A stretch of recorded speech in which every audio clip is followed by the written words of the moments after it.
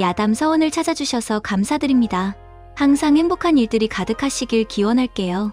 그럼 야담 사원 이야기 지금 시작합니다. 옛날 경기도 안성고을에 이름난 유기 공방이 있었다고 하였습니다.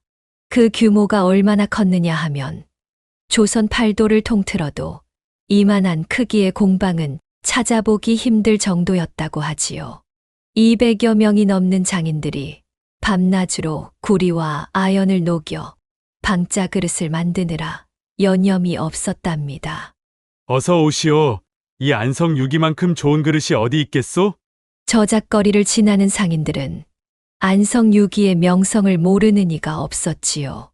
그도 그럴 것이 이 공방에서 나오는 그릇은 어찌나 단단하고 아름다웠던지 임금님 수라상에도 올랐다고 하니 말 다했지 않겠습니까? 이 큰 공방의 주인은 박영감이라 불리는 사내였습니다.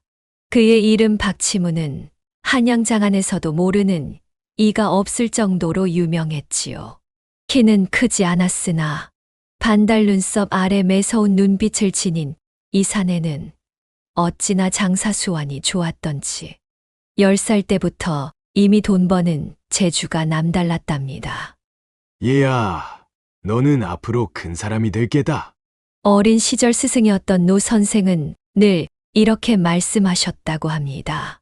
그도 그럴 것이 치무는 8살 때부터 이미 주판을 척척 놀렸고 10살이 되어서는 장에서 어른들과 거래를 할 정도로 영악했으니까요. 어느 날이었습니다. 16살 먹은 치문이가 장터에서 장사를 하고 있었는데 갑자기 큰 비가 쏟아졌다고 하지요. 다른 장사꾼들은 자기 물건 챙기기에 바빴지만 치문이는 달랐답니다. 어르신, 이리 오셔서 비를 피하시지요. 비를 피하러 온 노인이 알고 보니 그 고을 양반이었는데 치문이의 침착하고 영리한 모습에 반해 그를 눈여겨보게 되었다고 합니다. 그 인연으로 치문이는 글 공부까지 하게 되었지요. 20살이 되어 장가를 가기 전 치문은 이미 안성에서 제법 이름을 날린 장사꾼이 되어 있었답니다. 그러던 어느 날 한 유기장이 찾아와 도움을 청했지요. 나리, 제가 기술은 좋은데 미천이 없어 큰 일을 못하고 있습니다. 부디 도와주신다면 제가 평생의 은인으로 모시겠습니다. 치무는 그 자리에서 유기장의 손을 잡았답니다. 그의 눈에서 진실함이 보였기 때문이지요. 이렇게 시작된 작은 유기 공방이 바로 지금의 큰 공방이 된 것입니다. 일전 한 푼이라도 어그러지면 내 목이 달아날 줄 알아라. 나이 40이 넘어 안성 제1의 부자가 된 치무는 이제 콧수염을 기르고 깐깐한 주인장이 되어 있었습니다. 장부 하나를 보더라도 꼼꼼히 살피고 일꾼 하나를 들이더라도 신중을 기했지요. 그런데 말입니다. 이렇게 크나큰 재산을 일군 치문 영감에게도 한이 되는 게 있었으니 바로 자식이 없다는 것이었답니다. 후계자 없는 가문이 어찌 오래 갈 수 있겠느냐. 첫 부인을 맞이한 것은 25살 때였습니다. 양반가 교수로 얼굴도 곱고 성품도 얌전했다고 하지요. 허나 3년이 지나도록 태기가 없자 치무는 마음이 급해졌답니다. 여봐라. 의원을 불러오너라. 명의라는 명의는 다 불러들였지만 도무지 방도가 없었습니다. 결국 치무는 첫 부인에게 돈보따리를 쥐어주고 내보냈지요. 그리고는 곧바로 둘째 부인을 맞이했답니다. 둘째 부인은 경상도 양반가의 교수였는데 얼굴은 첫 부인만 못했으나 살림 솜씨가 뛰어났다고 합니다. 하지만 이 부인 역시 4년이 지나도록 아이가 들어서지 않았지요. 도대체 왜 이러는 것이냐? 내가 뭔 죄를 지었단 말이냐? 치무는 밤마다 하늘을 보며 한탄했답니다. 둘째 부인도 결국 쫓겨났고 35에 맞이한 셋째 부인 역시 3년 만에 집을 나가야 했지요. 이제 나이 40이 넘은 치무는 점점 초조해졌답니다. 그러던 어느 날이었습니다. 우연히 길을 지나다 한 여인을 보게 되었지요. 아이고, 죄송합니다. 장에서 물건을 사들고 가던 여인과 치문이 마주쳤는데 그만 여인의 보따리가 땅에 떨어진 것입니다. 치문이 보따리를 주워주려 손을 뻗는 순간 여인과 눈이 마주쳤답니다. 이 여인이 바로 후에 치문의 넷째 부인이 될 홍씨였답니다. 24의 나이에 얼굴은 천상의 선녀가 부럽지 않을 만큼 고왔고 눈매는 서늘하면서도 정이 깃들어 있었지요. 아가씨는 어찌 혼자 장에 나오셨소? 부모님을 여의고 숙부댁으로 향하고 있었습니다. 처음 와보는 곳이라서 길을 헤매고 있었답니다. 알고 보니 홍씨는 양반가의 몰락한 규수였답니다. 부모를 여의고 홀로 사는 것이 막막하여 숙부댁으로 향하고 있었지요. 고향을 떠나 외지를 나온 것이 처음이라 길을 헤매고 있었다고 합니다. 하늘이 맺어준 인연이로구나. 치무는 그 자리에서 혼인을 결심했답니다. 홍 씨의 숙부를 찾아가 정중히 혼인을 청했고 한 달 뒤 혼례를 올렸지요. 홍 씨는 들어오자마자 집안을 휘어잡았답니다. 아침 일찍 일어나 부엌일을 살피고 장부를 꼼꼼히 점검하고 일꾼들의 식사까지 직접 챙겼지요. 그런데 더욱 놀라운 것은 따로 있었답니다. 마님, 이번에 들여온 구리가 품질이 좋지 않사옵니다. 값은 싸지만 나중에 그릇이 터질까 걱정이옵니다. 그렇다면 비싸더라도 평소 거래하던 상인에게서 사들이는 게 좋겠구나. 물건값이 오르더라도 품질만큼은 지켜야 하니. 홍 씨는 장사 수완도 뛰어났던 것입니다. 치무는 속으로 감탄했지요. 하늘이 보내준 선물이 틀림없다고 생각했답니다. 서방님, 이번에 들여온 약은 잘 드시고 계시지요? 홍 씨는 치문의 건강도 세심하게 챙겼답니다. 해소가 있다고 들으니 인삼과 도라지를 푹 고아 매일 아침 올렸고 밤에는 따뜻한 생강차를 준비했지요. 그러던 어느 날이었습니다. 아침 식사 자리에서 홍 씨가 수저를 내려놓았답니다. 서방님, 제가 아무래도 입덧이 있는 것 같습니다. 달거리가 끊긴 것도 그렇고요. 뭐라고? 정말이란 말이오? 치무는 그 자리에서 벌떡 일어났습니다. 얼마나 기뻤던지 그 자리에서 춤이라도 추고 싶은 심정이었지요. 여봐라. 오늘은 공장 문을 닫고 잔치를 벌이도록 하여라. 소도 잡고 돼지도 잡아라. 치무는 그날로 큰 잔치를 벌였답니다. 200여 명의 장인들에게 하루 쉬는 날을 주고 마을 사람들까지 모두 불러 잔치를 벌였지요. 그런데 이게 웬일입니까? 잔치 자리에서 물잔을 들고 있던 홍 씨가 갑자기 얼굴을 찌푸리는 것이었습니다. 아이고, 음식 냄새 때문에 도저히 자리를 지킬 수 없겠습니다. 죄송하옵니다. 저는 이만 물러가겠습니다. 홍 씨는 그대로 자리를 피했고 치무는 더욱 기뻐했답니다. 입덧이 심할수록 아들을 낳는다는 말이 있지 않습니까? 그렇게 10달이 지나고 이듬해 초여름 드디어 홍 씨가 산통을 시작했습니다. 사흘 밤낮을 끙끙 앓더니 마침내 달덩이 같은 사내 아이를 낳았지요. 영감님, 아들입니다. 아드님이십니다. 오냐? 이제 우리 집안도 대를 이을 자가 생겼구나. 치문의 기쁨은 하늘을 찌를 듯했습니다. 아이의 울음소리가 얼마나 우렁찼던지 공방의 쇠망치 소리보다도 크게 들렸다고 하지요. 아이는 무럭무럭 자라났습니다. 이름은 치백이라 지었는데 어찌나 영특했던지 3살 때부터 이미 한자를 떼었다고 합니다. 5살이 되자 주판도 척척 놀렸고 7살에는 공방의 장부까지 읽을 수 있게 되었지요. 이놈, 내 아들이 틀림없구나. 치무는 아들이 곁에 있을 때가 아니면 허전해서 견딜 수가 없었답니다. 공방에 가는 발걸음도 뜸해지고 밤낮으로 아들과 함께 지내려 들었지요. 급기야는 유기공장 명의를 아들 이름으로 바꾸고 집문서와 논반 문서까지 모두 치백 이름으로 돌려놓았답니다. 그런데 이게 웬일이겠습니까? 그토록 튼튼하던 치문의 몸에 갑자기 병이 들기 시작한 것입니다. 평소 해소가 있긴 했지만 대수롭지 않게 여겼는데 어느 날부터인가 기침이 심해지더니 급기야는 피까지 쏟게 되었답니다. 서방님, 의원을 부르겠습니다. 아니다. 내 이제 때가 된 것 같구나. 치무는 마지막 순간까지도 아들 치백의 손을 꼭 잡고 있었답니다. 그리고는 홍 씨에게 마지막 당부를 남겼지요. 아이를 잘 키워다오.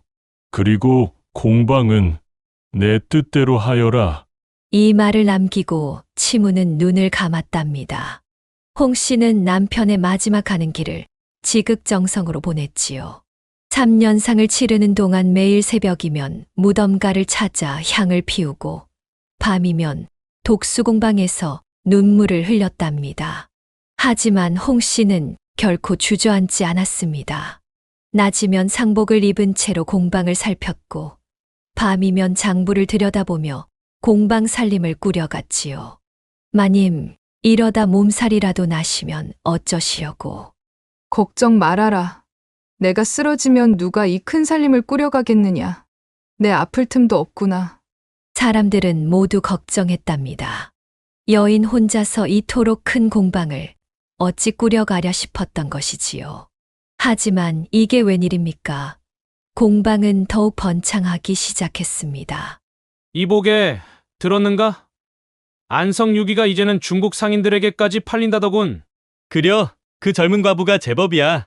장사 수완이 죽은 치문이 영감보다 더 낫다는 소문이 돌더구만. 홍 씨는 유기의 판로를 넓혀갔습니다. 한양은 물론 평양과 개성에까지 안성유기를 팔아넘겼고 심지어는 청나라 상인들과도 거래를 트기 시작했답니다. 3년상을 마치고 나자 이제 서른을 바라보는 홍 씨는 상복을 벗고 화사한 비단옷으로 갈아입었습니다. 그리고는 안성 저작거리에 크나큰 유기 판매점을 차렸지요. 이복의 홍씨, 점장으로 누구를 앉힐 생각이시오? 내 사람을 봐두었다오. 홍 씨가 점장으로 점 찍은 이는 다름 아닌 상덕이었습니다. 27의 총각으로 15의 공방에 들어와 10년이 넘도록 성실하게 일해온 터라 공방의 살림살이를 누구보다 잘 알고 있었지요. 밤이 되면 장옷으로 얼굴을 가린 여인이 판매점 뒷방을 찾아들었답니다. 촛불이 꺼지면 상덕이는 여인의 옷고름을 살며시 풀어 끌어안았지요. 그 순간 하늘에서는 먹구름이 몰려들며 천둥번개가 치고 비가 쏟아졌답니다. 임자, 그 수많은 사내들 중에 어찌하여 나를 점 찍었소? 가쁜 숨을 고르며 상덕이가 물었습니다. 홍 씨는 상덕의 가슴에 얼굴을 묻은 채 속삭였지요. 서방님, 당신의 성실함과 진실된 마음씨를 보고 반했지요. 홍 씨는 그렇게 말했지만 실은 다른 속내가 있었답니다. 이 대목에서 잠시 10년 전으로 거슬러 올라가 보겠습니다. 홍 씨는 24세 아리따운 안악이었습니다. 전날 안성장에서 우연히 마주친 치문과의 만남이라고요? 그건 결코 우연이 아니었지요. 들으니 안성제일의 부자 치문이란 자는 세 번째 부인까지 내쫓았다 하더군. 왜 그랬다던가? 아들을 원하는데 셋 다 못 낳았다지 뭐야. 그래서 부인만 보면 의원부터 데려다 진맥을 해보고 아들 낳을 것 같지 않으면 바로 내쫓는다는구먼. 홍 씨는 이 말을 듣고 눈을 반짝였답니다. 어려서부터 영특했던 그녀는 곧 한 가지 계략을 떠올렸지요. 이봐요, 언니. 나 좋은 수가 있어요. 무슨 수가 있다는 것이냐? 치문이란 영감이 아들을 그렇게 원한다면야. 내가 그 소원을 이뤄줄 수 있지요. 난 자신 있다고요. 내 얼굴 하나는 자신 있으니 그의 눈에만 들면 되는 거 아니겠어요?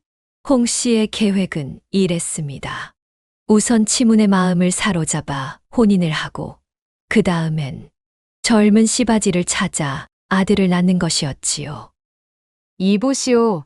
늙으신 영감님께 자식이 없다 한들 제가 정성으로 모시면 하늘이 감동하지 않겠습니까? 홍 씨는 일부러 보따리를 떨어뜨려 치문과 마주쳤고 그렇게 혼인까지 이어졌답니다. 하지만 그녀에겐 더 큰 계획이 있었지요. 홍 씨는 혼인 후 매일같이 안방 들창 앞에 앉아 부채질을 하는 척하며 우물가를 훔쳐보았답니다. 200여 명의 장정들 중에서 자신의 계획에 적합한 사내를 고르고 있었던 것이지요. 애구머니나 저 사내를 좀 보라지. 그러던 어느 날, 한 사내가 그녀의 눈에 들어왔습니다. 갓 들어온 18살의 상덕이었지요. 훤칠한 키에 늠름한 몸매도 좋았지만, 특히나 그의 아랫도리가 홍 씨의 눈길을 사로잡았답니다. 여봐라, 저기 멱을 감고 있는 저 사내는 누구냐? 아, 새로 들어온 상덕이라고 하옵니다. 일도 잘하고 성실하기가 이를 데 없지요. 그래? 눈이 선하고 맑은 것이 앞으로가 기대되는구나. 홍 씨는 매일같이 상덕이를 지켜보았습니다. 아침 일찍부터 밤늦게까지 일하는 모습, 어른들을 공손히 모시는 태도, 그리고 무엇보다 그 우람한 체격까지. 저 사내라면 틀림없을 터. 홍 씨는 상덕이에게 은근히 마음을 표했습니다.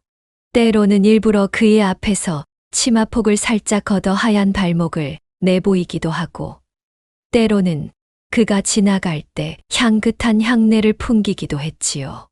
아이고, 더운 날씨에 일하기 고되지? 이것 좀 마시구려. 시원한 오미자차를 들고 나가 상덕이에게 건네기도 했답니다. 그럴 때마다 상덕이의 눈빛이 절로 달아오르는 것을 홍 씨는 놓치지 않았지요. 마님, 소인은 그저 미천한 종놈에 불과하옵니다. 이복에 남녀 사이에 신분이 무슨 의미가 있겠나. 다만 이 마음을 알아주었으면 하는구나. 그렇게 둘의 은밀한 관계가 시작되었습니다. 홍 씨의 계획대로였지요. 그리고 얼마 지나지 않아 홍 씨는 아들을 낳은 것이었죠. 임자, 솔직히 말해주오. 그 수많은 사내들 중에 어찌하여 나를 점찍은 것이오? 가쁜 숨을 고르며 상덕이가 물었습니다. 홍 씨는 그의 가슴에 얼굴을 묻은 채 킬킬 웃었지요. 가장 성실하게 일했고, 가장 잘생겼고, 또 서방님의 아래가 가장 실해서였지요. 허허, 그걸 어찌 알았단 말이오? 뒤뜰 우물가에서 장정들이 멱을 감을 때 안방 들창구멍으로 보았지요. 그렇게 둘의 사랑은 깊어만 갔답니다. 세월이 흘러 아이는 자라났고 이상하게도 점점 상덕을 빼다 박은 듯이 닮아갔지요.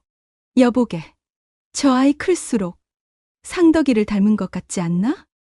쉿, 말 조심하시게나. 아무리 그래도 마님과 상덕이가 그럴 리가 있겠는가? 마을 사람들은 수군거렸지만 차마 큰 소리로 말하지는 못했답니다. 홍 씨는 상덕을 점장으로 앉히고 안성유기를 더욱 번창시켰습니다.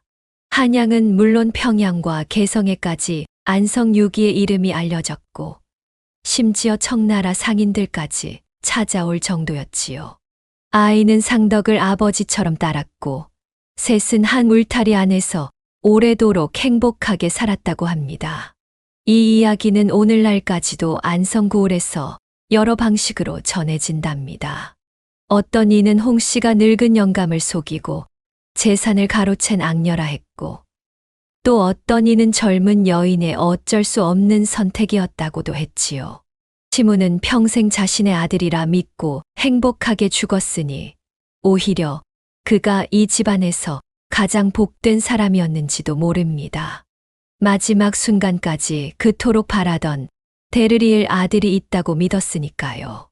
홍 씨는 과연 나쁜 여자였을까요? 아니면 가난한 살림에 시달리다 늙은이와 혼인해야 했던 한 여인의 슬픈 운명이었을까요? 상덕이는 단순한 씨바지였을까요? 아니면 진정한 사랑이었을까요? 이렇게 안성유기 공방의 이야기는 지금도 많은 이들의 입에 오르내리며 때로는 한숨 속에, 때로는 웃음 속에 전해진답니다.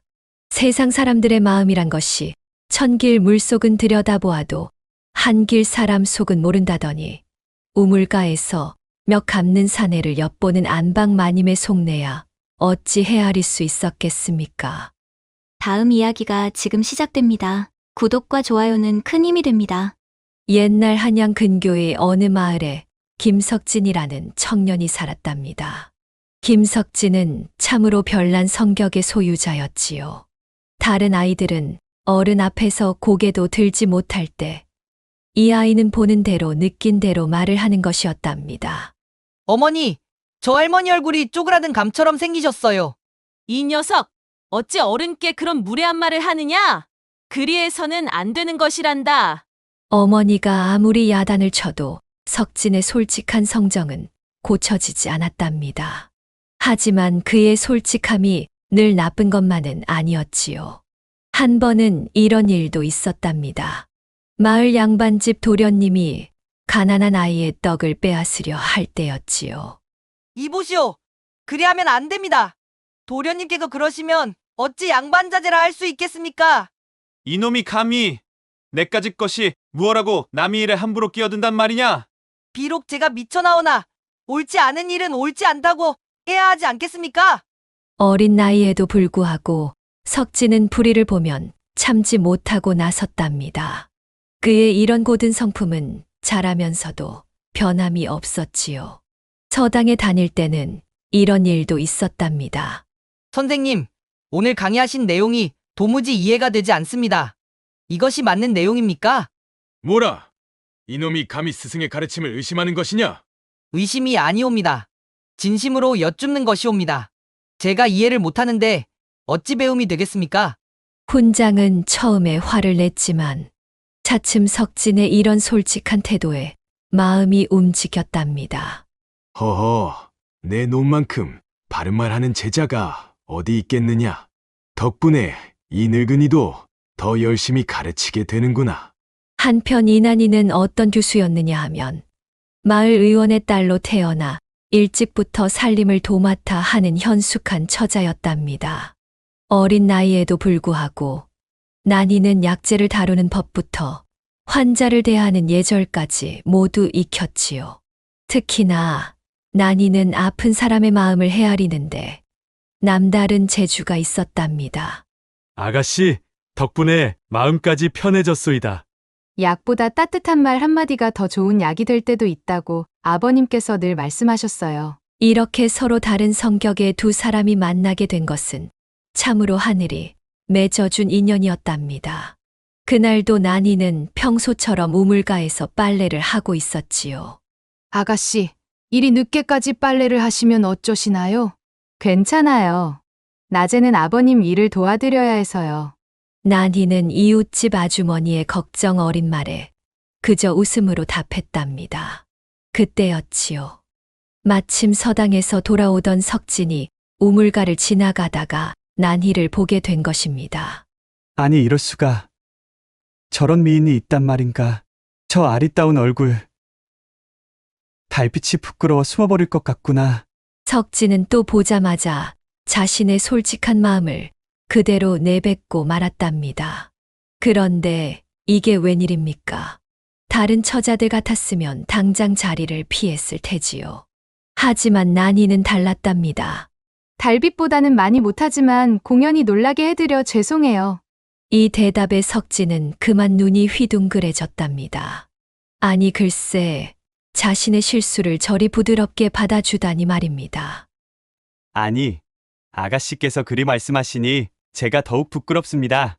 처음으로 석진의 입에서 조심스러운 말이 나왔지요. 그날 이후로 석진은 매일 우물가를 지나다니기 시작했답니다. 오늘도 달님이 아가씨를 보고 부끄러워하고 있군요. 오늘은 달님보다 공자님의 얼굴이 더 붉어 보이시네요. 이렇게 두 사람은 서로를 알아가기 시작했지요. 석진의 솔직한 성격과 난이의 부드러운 성품이 마치 봄날의 꽃과 나비처럼 잘 어우러졌답니다. 한편 마을 사람들은 이 두 사람의 관계를 보며 고개를 절레절레 흔들었습니다. 아니, 저리 솔직하기만 한 석진이와 저리 현숙한 난이가 어울린다고? 물과 불을 한 그릇에 담으려 하는 것 같구려. 하지만 두 사람의 사이는 날로 깊어만 갔지요. 특히나 난이의 아버지는 석진의 솔직한 성격이 마음에 든다며 혼사를 적극 찬성했답니다. 요즘 세상에 저리 바른 말하는 젊은이가 어디 있겠나? 의원의 사위로는 제격이지. 나는 이 혼사 대찬성일세. 그렇게 두 사람은 혼인을 하게 되었습니다. 헌데 이게 웬일입니까? 혼례식 날 석진이 갑자기 큰 소리로 외치는 것이 아니겠습니까? 아이고, 오늘따라 우리 나니가 너무 고와서 가슴이 터질 것 같소. 서방님 그만하셔요. 제가 부끄러워서 고개를 들 수가 없습니다. 난이는 얼굴이 새빨개져서는 고개를 숙였지만 하객들은 모두 웃음을 터뜨리고 말았답니다. 하하하. 과연 석진일세. 저리 솔직한 게 오히려 좋지 않나? 혼례식이 끝나고 신혼살림을 차린 두 사람은 더없이 행복했답니다. 하지만 석진의 솔직한 성격은 여전했지요. 특히나 아내를 향한 애정 표현은 더욱 대담해졌답니다. 여보, 오늘따라 유난히 더 고운 것 같소. 이제는 달님과 비교하는 것도 의미가 없소이다. 어서 안으로 들어가시지요. 아니 글쎄 손님이 와 있건 말건 상관없이 석진은 아내를 향한 애정 표현을 서슴지 않았습니다. 한 번은 이런 일도 있었지요. 장에 물건을 사러 갔다가 마을 어른들을 만났는데 석진이 갑자기 큰 소리로 외치는 것이 아니겠습니까? 아이고, 장에서 이렇게 오래 있다가는 안 되겠소. 우리 나니가 기다릴 텐데. 지금 당장 집으로 가야겠소. 허허, 자네 참 대단하구만. 신혼이라고 해도 이렇게 대낮에 급히 집으로 간단 말이오? 난이는 이런 남편이 미웠냐고요? 아니지요. 오히려 그 솔직한 마음이 고마웠답니다. 다만 한 가지 걱정되는 것이 있었지요. 서방님, 사람들 앞에서 그렇게 노골적으로 말씀하시면 다른 분들이 민망해 하십니다. 뭐가 어떻단 말이오. 내가 좋아서 그러는데. 어느 날 저녁 난이는 고민 끝에 묘안을 떠올렸답니다. 서방님, 이제부터는 저희만의 암호를 정하는 게 어떨까요? 암호라니? 어떤 암호를 말하는 것이오? 그러니까 다른 분들이 계실 때 저를 갑자기 안고 싶으시면 한 잔 마시자라고만 하시면 어떨까요? 그러면 제가 알아들을 테고 민망한 상황들도 없지 않을까요? 석진의 눈이 휘둥그레졌다가 이내 환하게 빛났답니다. 오라. 이거 참 기막힌 생각이구려. 내 아내가 이렇게 지혜롭소. 그렇게 두 사람만의 은밀한 신호가 생겼답니다. 한동안 이 방법은 아주 잘 통했지요. 그런데 어느 날 난이의 아버지인 이장호가 사위 집을 방문하게 되었습니다. 장호는 마을에서 양반의 도리를 엄격히 지키기로 소문난 어른이었습니다. 어찌나 체면을 중요시했던지 젊은 시절에는 양반의 도리를 지키기 위해 목숨이 위태로운 적도 있었다는 이야기가 있을 정도였지요. 우리 아버님 젊은 시절 이야기 들으셨어요? 한 번은 비가 쏟아지는데도 갓을 바로잡느라 비를 맞으며 한 시즌을 서 계셨다더군요.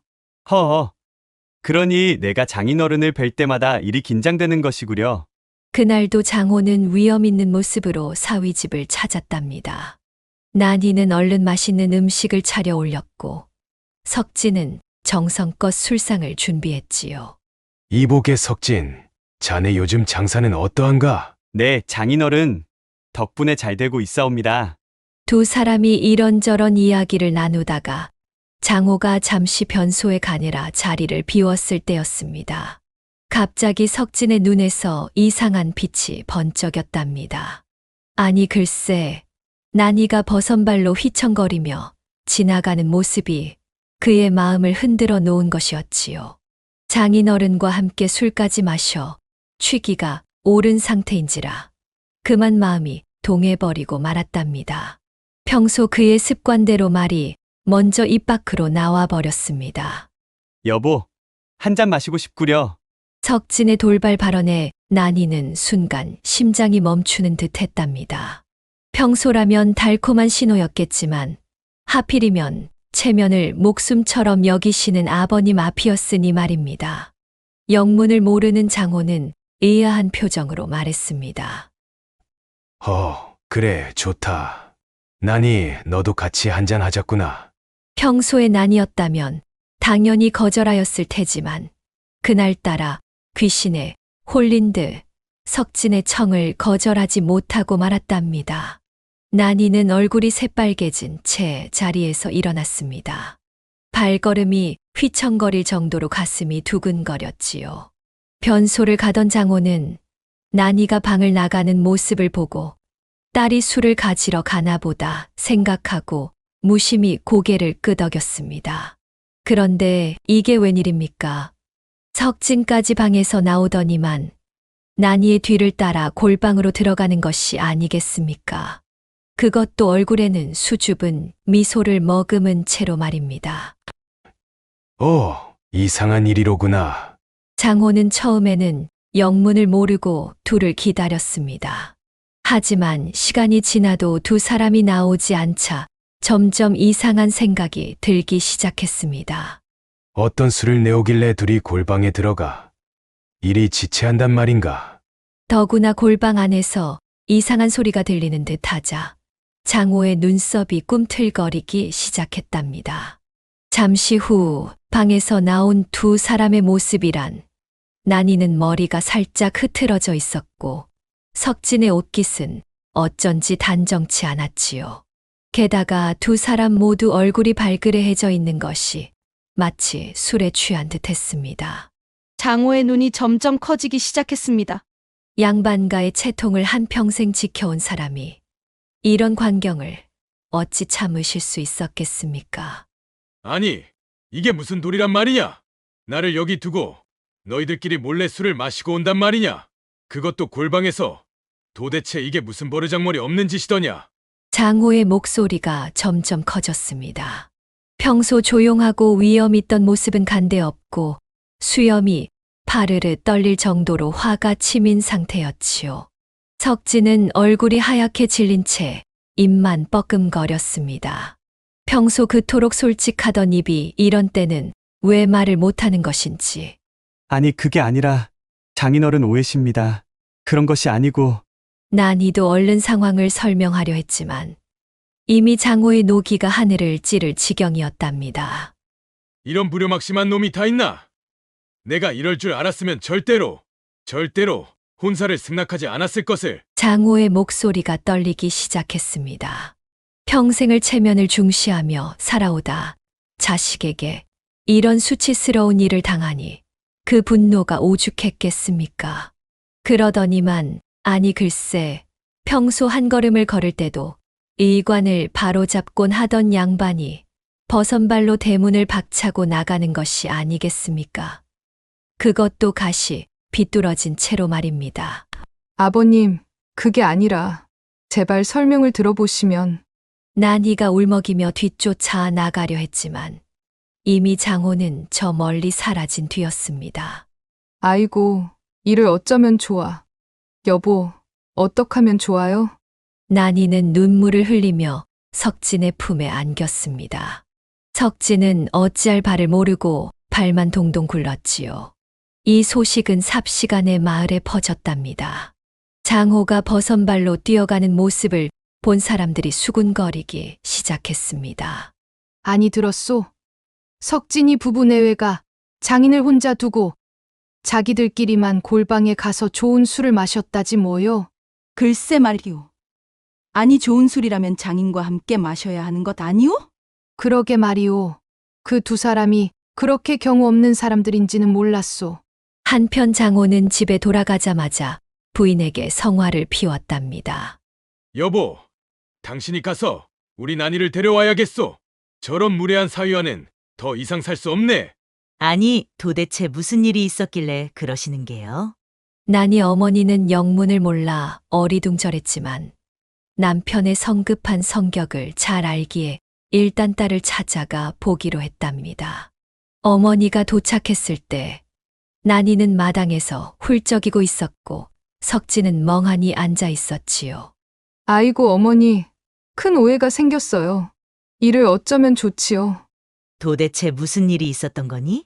내 아버님께서 그렇게 노하시다니? 난이는 부끄러워 얼굴이 새빨개진 채 어머니 귀에 대고 속삭였답니다. 한 잔 마시자는 말이 저희 부부만의 은밀한 신호였어요. 은밀한 신호라니? 남들 앞에서 민망하니까 부부간의 사랑을 확인하고 싶을 때 보내는 비밀 신호였답니다. 그날 그래서는 안 되었는데 저희 둘 다 귀신에 홀린 듯이 주체하지 못하고 실수를 저질러 버렸어요. 어머니는 잠시 눈이 휘둥그레졌다가 이내 폭소를 터뜨렸답니다. 아이고, 이런 웃기고도 망측한 일이. 그러니까 내 아버님이 진짜 술 마시는 줄 알고 그리 노하셨구나. 그제야 상황을 이해한 어머니는 한숨을 쉬면서도 웃음을 감추지 못했지요. 어쩌면 젊은 시절 자신들의 모습이 떠올랐는지도 모르지요. 어머님, 아버님께 설명해 주실 수 있나요? 그려, 내가 가서 잘 말씀드릴 테니 걱정 말거라. 허나 앞으로는 그런 은밀한 신호도 때와 장소를 가려가며 하도록 해라. 어머니가 집으로 돌아가 장호에게 사정을 설명하자 처음에는 영문을 모르고 듣던 장호의 얼굴이 점점 붉어지더니 마침내 폭소를 터뜨리고 말았답니다. 하하, 이런 귀신도 모르리리. 그래서 둘이 얼굴이 붉어져서 나왔던 거였구나. 여보, 이제 알겠지요? 때와 장소를 가리지는 못했으나 젊은 혈기로 그런 것이니 이해해 주는 게 어떻겠습니까? 그만큼 석진이가 우리 나니를 진심으로 아껴주고 사랑하고 있다는 증거 아닐까요? 장호는 한참을 웃다가 문득 부인을 바라보았답니다. 아니 글쎄 젊은 시절 부인의 모습이 떠오른 것이었지요. 여보, 우리도 한잔 하시겠소? 순간 나니 어머니는 당황했지만 이내 발그레한 얼굴로 웃음을 지으며 대답했답니다. 좋소이다. 지금 당장 한잔 하시지요. 그렇게 두 노부부는 오랜만에 달콤한 시간을 보내게 되었지요. 정답게 이야기를 나누다가 어머니가 수줍은 목소리로 장호를 바라보며 말했답니다. 여보, 오늘 참 즐거운 밤이네요. 한 잔 더 하시겠어요? 장호는 잠시 머뭇거리더니 얼굴에 장난스러운 미소를 띠며 재치 있게 대답했지요. 오허, 나이 탓인지 한잔해도 일이 크게 취하는구려. 오늘은 이만하는 게 좋겠소. 나니 어머니는 그 말에 폭소를 터뜨리며 장호 어른의 손을 꼭 잡았답니다. 그럼 다음번에는 한 잔으로 끝나지 않은 테니 단단히 준비하시오. 다음 날 장호는 아침 일찍 사위 집을 찾아갔답니다. 이복의 석진, 어제 일은 내가 오해를 한 것 같구만. 석진은 장인어른을 보자마자 얼굴이 하얗게 변했지만 장호의 부드러운 말투에 안도의 한숨을 내쉬었습니다. 아닙니다, 장인어른. 제가 생각이 짧았습니다. 허허, 이제 보니 자네와 우리 나니가 참 잘 어울리는 것 같네. 솔직한 자네와 지혜로운 우리 나니가 서로를 채워주고 있으니 말이세. 그러더니 장호가 갑자기 석진에게 한 잔 술을 따라주는 것이었습니다. 자, 이번엔 정말 한잔 하세나. 아버님, 넓은 아량으로 저희 부부를 용서해 주셔서 감사해요. 석진과 나니는 얼굴이 붉어져서는 서로를 바라보았답니다. 장호는 그런 두 사람을 보며 미소 지었지요. 석진, 이제 보니 자네가 우리 나니를 진심으로 사랑하는 게 보이는구려. 앞으로도 그 마음 변치 말게나. 네, 아버님. 평생 나니를 사랑하며 살겠습니다. 그 일을 계기로 석진 부부는 물론이고 장호 부부의 금슬도 좋아졌다고 합니다. 가끔 서로를 바라보며 한잔 하시겠소? 라는 말로 은근한 애정을 표현했다고 하네요. 자, 여러분. 이 이야기가 우리에게 주는 교훈이 무엇일까요? 부부 사이에는 서로를 이해하고 배려하는 마음이 가장 중요하답니다. 그리고 때로는 작은 오해가 큰 웃음으로 바뀔 수도 있다는 것을 보여주는 것이지요.